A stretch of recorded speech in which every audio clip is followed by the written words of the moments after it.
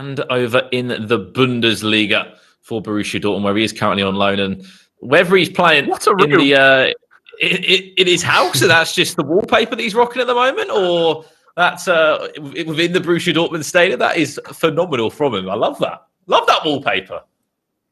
That's unreal. I've got a lot of time for that. If that is his actual home and he's got a Dortmund room, Hakimi, fair play to you. Fair play. Ryan, when that's happening for you, when are you going to get a Man City room? Get the wallpaper out. You've got time. You've got a lot of time now. It's at home. A quick one as well on his opponent, Sergio Dest.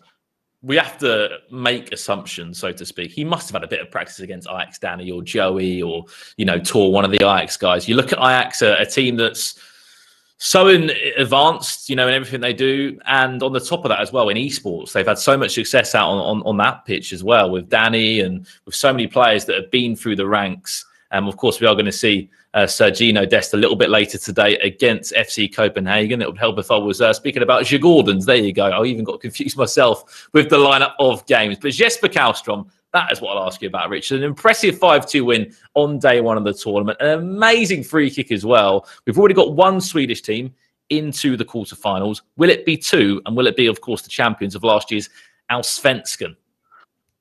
Yeah, you saw the performance against Manu Vallejo in the round of sort of prelim round, you'd have to say. I thought it was a good performance. Look, if you're winning a game, fair play. Like, that is a good win. However, I still think there were more to come. I do think you were playing one of the weaker players in the tournament, in Valencia, in Vallejo. And if Hakimi... Look, all I'm going off, if that backdrop is in Hakimi's house... that's clearly a gaming room, okay? That is clearly a gaming room. Is it the yellow wall? Is it the yellow wall behind him? He's got the yellow wall behind him. I think Hakimi could have something about him with his FIFA ability.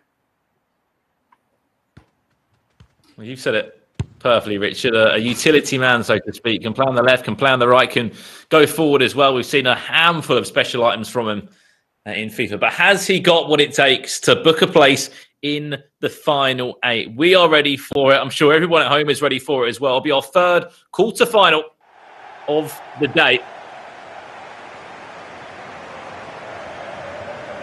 Borussia Dortmund up against Djurgardens. He's wearing is that a scarf on Jesper's head? Jesper? I think that's a scarf. Jesper, what's this head apparel that I'm seeing right now? It's either a scarf or is it a Djurgardens bandana? Is that something I can buy? If it is, send me a link. Well, I spoke about it earlier. I have got a professional player in Bergen Hosa that's had a lot of success in the Allsvenskan. I think he's admitted that he's had a few games against him, paused early on. I think there's some sort of controller issue maybe with Hakimi, and he's going to be 1-0 down. I don't know if he's running about a controller issue there or whether he's just 1-0 down in 2 minutes. Is it an excuse? Is it a controller problem? We're going to get into that team management now and maybe make a change. Richard, excuse or problem? We've all been there. We've all been there. First 2 minutes, controls in the air. Somebody help! I'm playing on. It's either playing on alternate, and that's wrong, or he's connected to a different controller. I don't even think you were playing. Hakimi, what is happening? You were jockeying out of the way, right? My friend. Yeah. Jesper Karlström with an early goal in this game, but we've seen so many goals in the Stayandplay Cup. We've had 5 goals a game, 6 goals a game. There's plenty of time. Achraf Hakimi, the Moroccan international, Borussia Dortmund, could be 2 off the post. It will ricochet. Early start from Djurgardens. Jesper Karlström, the CDM of the club, over 119 appearances for the Swedish club. Looking to make it into the final 8 here in the Stayandplay Cup. First chance to go forward for Borussia Dortmund there. Well intercepted.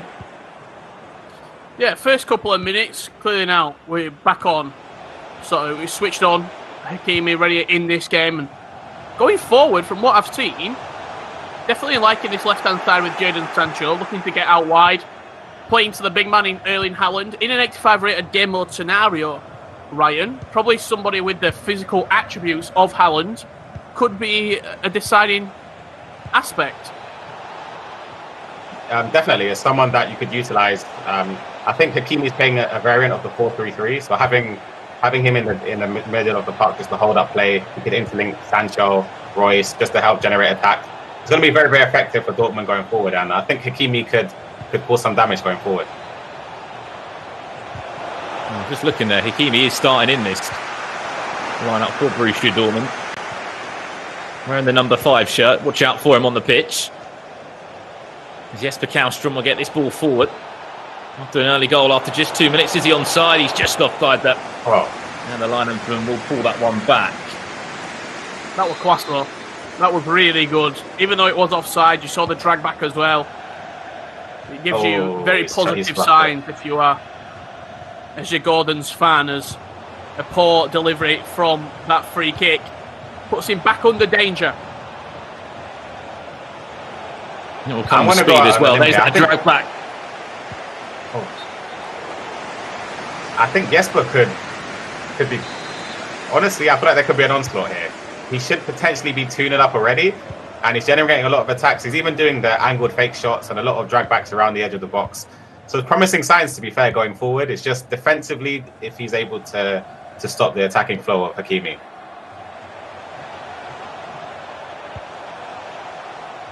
There he is on the ball now, out on this far-hand side. Looks like he's found himself out on that right-hand side. There is Achraf Hakimi. Can he get that ball into the box, twisting and turning, a few fake shots in there as well, just to try and break down Jesper Karlström's defence. Does do well, and a chance to break out again, but look at the bigger picture of the Stayandplay Cup. Like, we're seeing some amazing ties here. Like, you know, if you are a Djurgardens fan, you're looking at a match here against Borussia Dortmund, which they've never played before on the real pitch. And if they do win this game, we'll be going up against Liverpool in a quarter-final. Yeah, it's remarkable, really. It's a dream come true for Djurgardens. We've seen it in FIFA esports as well, with clubs picking up players and then almost elevating the clubs. Somebody such as Megabit, when he was at Bromby, almost taking Bromby into the mainstream as Djurgardens come forward there again. What a good tackle from Guerrero in at left back.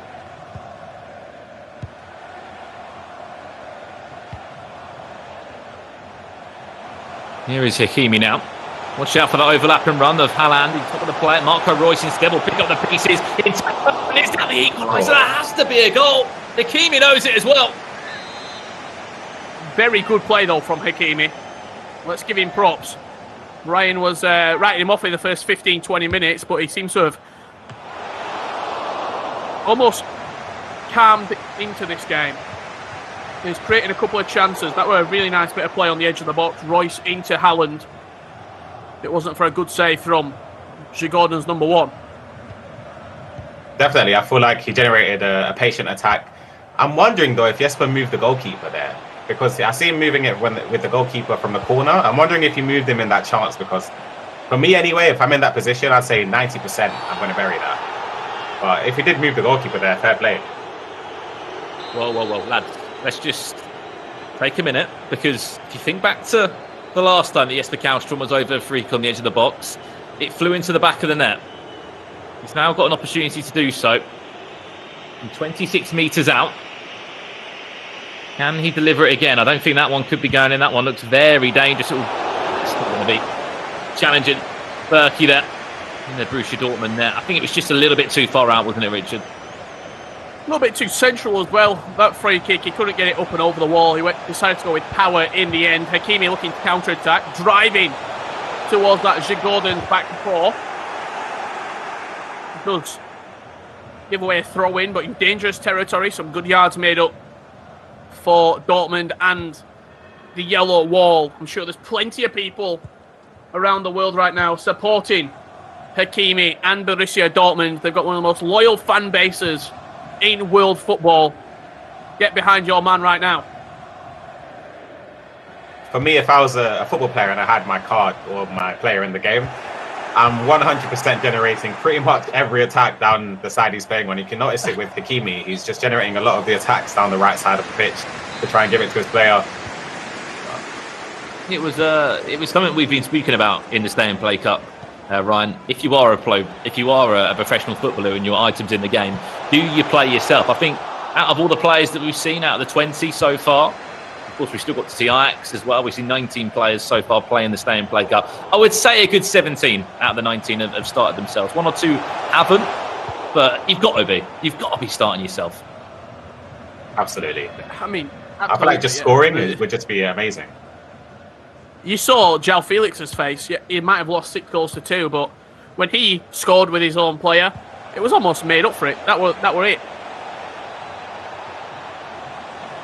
Added time. Just 2 minutes left. Djurgården with the final attack of the game. It's defended well, and credit where it is due to Hakimi after conceding early on, whether it was a controller issue or not. He has settled into this game. Defensively, he has looked more sound as well. You just see his player jockey in there. Superb once again, and we go into half-time at 1-0 to the Swedish side. A chance to look at the stats. Has been more chances to Jesper Karlström, Richard. He's rocking a 4-2-3-1, and we might be seeing one change for him now at half-time. Yeah, it looks like he's changing his centre attacking mid. By the looks of it, is Jesper Karlström. I wanted to put a bit of attention onto Zagadou at half-time, the Dortmund centre-half. A lot of Hakimi's defending has been done through Zagadou. He's 6'5", and with the 85 rated stats, serious centre-back in use for him. There is quite a bit of height to this Dortmund team. Yeah, as you mentioned, on the 85 mode specifically, having someone like Zagadou, who's obviously below rated, he's below 85 rated regularly, but to have him boosted up to 85 with his stature, it's going to be very, very effective defending with him. I just don't know how Jesper Karlström is just repping that scarf on his head. He must be like wearing a woolly hat inside. How's he not sweating yet? Tell you what, though, it could be 2 goals to the good. And for the cutback, in all honesty, the wrong cutback choice. But he's going to try and time that run on the edge of the box instead. But his pass is caught up there. Possession will change hands again, but not for too long. And look, even though we have been praising Jesper Karlström's play, this is only 1-0. 1 goal, Hakimi can get that confidence, get the momentum flowing, and potentially turn over Jesper Karlström if he doesn't take the initiative and score a second goal. In all honesty, I feel like Hakimi, he's leaving a lot of space open for Jesper to attack into, but he's defending pretty well. He's jockeying manually and trying to cut the lanes. And in all honesty, he's doing a good job of it. It's just I feel like Jesper's not making the ideal choices in certain scenarios that he's getting into. It's a great ball. This could be dangerous. What's that? There is a man there. He went for the wrong pass again. I thought the back post option. Still not dealt with, though. Here comes Djurgården again. Hammock stations in that final third. He's just lacking that final ball.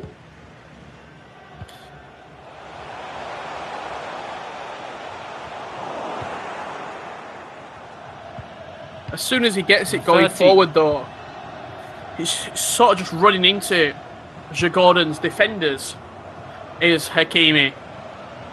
Maybe see a different attacking philosophy potentially in the last 30 minutes. Hummels comes across to intercept the ball. That's your centre-back out of position. Could be a gap in the centre of the pitch. Lovely drag back. That's the goal that has been coming. Talk to me about that, Ryan.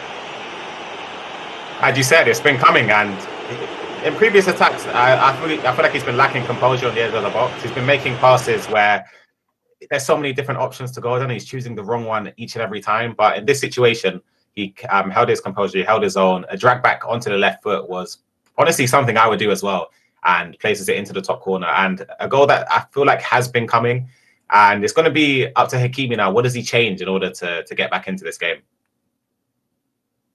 We can just see the team management there. Karlström, of course, starting himself with the captain armband on, and what performance it has been for him. We spoke about it. I think you touched it perfectly, Ryan. That one word, composure, it was lacking for him in that final third.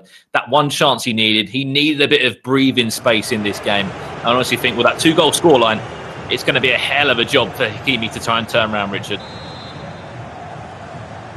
Given how Hakimi's been going in the attacking third, there's been a couple of chances created, but it's just lacking that killer instinct in the final third to finish a chance, to play that extra pass. Defensively, Jesper Karlström, there's been a couple of holes that Hakimi's been able to work through. Just there, straight away, Haaland, maybe with a ball roll, maybe with a little bit more, as I said, that killer instinct in the final third. That could have even been a chance. Definitely, and it links back to composure again. Oh. Yeah, I say it links back to composure again. And it's something that I noticed with players that perhaps aren't at the top of their game. They do have elements that they can improve on. And I say with Hakimi, he seems to be sprinting all the time, which in my opinion is one of the things which lets people down, especially going forward, because if someone's reading your runs or manually defending against you and jockeying, if they notice that the ball's far away from you, I'll just switch player and try and tackle you. And the odds are I'd probably get it. You hit the nail on the head as well, because if you just look at the stamina bars of all of those Borussia Dortmund players. Here's Royce. I think we could be in a constant pressure right now.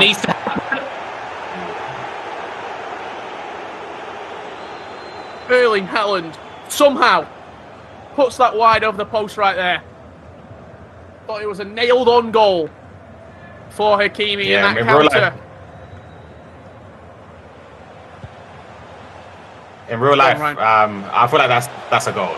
It's almost certain a goal. He's been in fine form in real life. And you'd say that Hakimi's had two chances where he could honestly have scored both of them.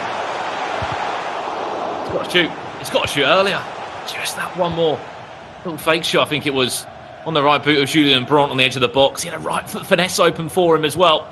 And it would have been a perfect time to score. If you look at the time in this game, we've had just over 10 minutes left. There is still going to be time to get forward. It's been 2 attacks in quick succession for the Moroccan fullback of Borussia Dortmund. That one doesn't come to anything. Karlström was back against the wall, but defending well. And he'll look to break forward now. I'm trying to figure out, is Jesper Karlström panicking, or is he taking his foot off the gas as he goes in at the near post there with Ring? Just hit round the post, but I feel as though he's just taking his foot off the gas a little bit, and that's where these chances are coming from right now. Yeah, I'd say I agree with you. I feel like he's in a situation where, which is kind of difficult, in my opinion, in a best of one. You're 2 goals up. What do? Do you try and kill the game off, or do you try and push forward for more goals because your opponent's going to leave those gaps open for you? It's kind of a catch-22, and that's probably what I say is one of the toughest elements in a best of one, knowing when to attack and when to defend. Into the final 10. If you're wondering who that third voice is in the commentary booth, it is Ryan Pessoa, professional FIFA player of Manchester City Esports. You had the pleasure of having in the commentary booth throughout this evening. Day 3 of the tournament penalty. This could be a huge opportunity for Borussia Dortmund to get back into this tie. 82nd minute. Jesper Karlström asking questions of what he pressed or what actually happened. Marco Reus with a fantastic opportunity from the spot. Has to score. Steps up. Will do. Great penalty as well. Picked aside. Stuck with it. Low and powerful to the keeper's left. And a chance for Hakimi to rally with this Dortmund side and send us the golden goal. Game on, definitely. 6 minutes left plus added time. I feel like if he gets the ball here and generates one attack, he just needs to keep composure, and you never know, he could bury it. Such a horrible position to be in. We've all been there online against friends or in a FUT Champions game and you're hanging on by 1 goal. The best thing you can do is reply and score yourself. The shot comes in. Berkey able to match up the save. Just 3 minutes left in this round of 16 game. Said it once, we'll start again. Whoever will win this will book a quarter-final match with Liverpool. That ball does go out of play. You can see the frustration for Hakimi there. He knows what a chance that was. Added time. We'll be following in just a second. Just a minute and a half left, Richard. Is there enough time to get the ball forward for Hakimi? You always get one more chance. Hakimi himself looking to switch the ball over to Lukas Piszczek. Look at those stamina bars. Constant pressure in use for Hakimi. Just has to dig out ball forward, get the ball forward.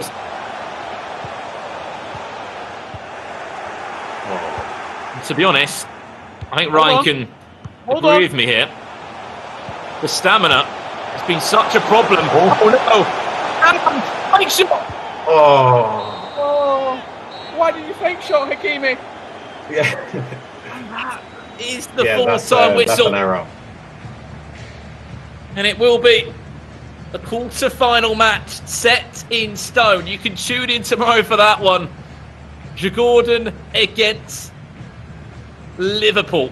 What a tie. What a match that shall plan to be. And the Scandinavian dominance keeps on happening here at the EA Sports FIFA 20 Stay and Play Cup. I tell you what, Hakimi did create chances at the end there. I just felt like, was it one too many fake shots here? The stamina was always testing as well late into that game. The chance in the first half with Haaland, if he scores that, we've got a different game. Then late on, he had 2 chances where if he didn't fake shot, he could have got a chance on goal. What a game. Djurgården's goal through by the skin of their teeth, Brandon. Yeah, they do indeed. And of course, fantastic game once again. We've got one more round of 16 going to come up a little bit later here on day 3 of the Stay and Play Cup. Before we do so, I'm going to throw it back over to Jimmy and the guys to break that one down. Thank you, birthday boy, Brandon Smith and Richard Buckley and Ryan. Good to see you again. I'm Jimmy Conrad along with Spencer and Mike. Now, guys, Jesper almost gave it away there at the end, but he is victorious. He now faces Trent Alexander-Arnold. That is already a tasty affair, if I could look ahead, Spence. It is, but we need a steward's inquiry. What happened to that first goal? We saw Hakimi's reaction. I've watched it back, and he was definitely playing. He was definitely involved, and he was trying to track him down. But then something did happen on the edge of the box. You can see he went to sprinting. I'm not sure exactly what happened with the controller, but that is the goal that ultimately cost him it. Because to take that goal out of it, it's 1-1. So Jesper Karlström, whilst is clearly a very solid player and shows signs of really being capable, I don't think he's kind of really convinced us any more than we already thought for that game there. And against Trent, I think we might see the first Scandinavian fall. But he figured out a way to win the game and made the plays that mattered. Let's bring him in now. Jesper Karlström. First and foremost, I love that you have a scarf on your head. That's number one. Second, congratulations to getting to the quarterfinals. How did you think this match went? Thank you, first of all. It was a tight game. Got an easy first goal. So then I got confidence, and it was a lovely second goal. And was a bit nervous in the end, but very happy about the win. Yes, but talk to me about the new headgear you've got on, the new scarf. Was this a tactic of yours to make your head warmer? What are you thinking? No, it's my lucky scarf. So I just wanted to get some extra luck, and it worked. I'm hoping for next game. Now we have the scarf. We're going to have the jersey. I need like an overcoat as well. You just got to have the complete ensemble. And now that we are looking a little bit farther forward, we've seen Trent play. We've seen you play. Who else is on the radar for you in terms of potential opponents that you're looking forward to the matchups, or guys that maybe you're concerned about? Really, I don't care about the other players. I'm just focusing on myself. So I don't know. Doesn't care. See, I love that answer personally. I feel like that's like the correct mindset to go into the next games. But what would you say your key asset is going forward? What would you say will give you the advantage going into your next game? No, I feel confident. You know, beating big teams like Valencia, Borussia Dortmund. So I feel very confident, and just going to focus on my own game, my own style of play, and so that's it. And bring my scarf, of course. Well, Jesper, thank you so much, and congratulations again on the big win. We look forward to seeing you play in the quarterfinals against Liverpool's Trent Alexander-Arnold. Thank you very much. There he is. The second yes.